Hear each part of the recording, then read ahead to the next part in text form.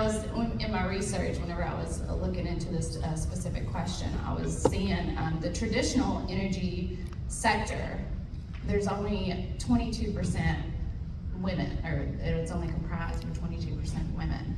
And the solar industry, the most recent, was around 36%, 40% around there. So we are already going in the right direction and pivoting away from that traditional industry that we kind of spurred off of. And I think that's important to recognize that we are going in the right direction. That 11% number where the women are only making up 11% of the construction, that's the women with the calluses on their hands. Traditionally, women are hired on in administrative roles. And when I was first hired on at Greenwave Solar, I was hired on as an office administrator. And neither me nor my boss really understood what I was going to be able to help the company accomplish.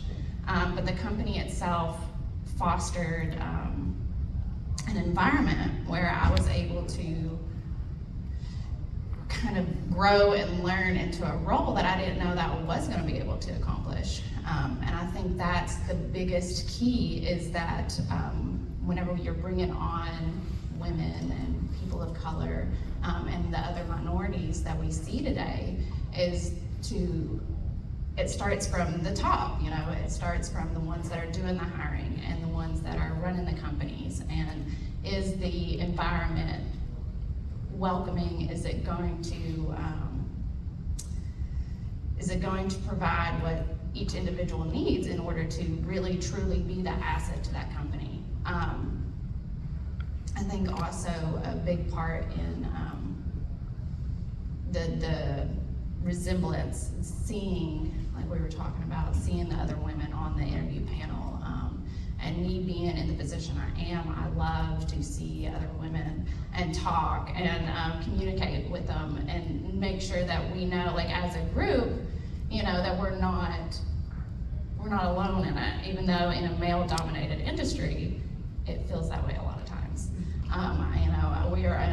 We're not a huge company. We got 12 people on staff. We have one other woman on staff, but she's, remote, so I'm here, hands-on.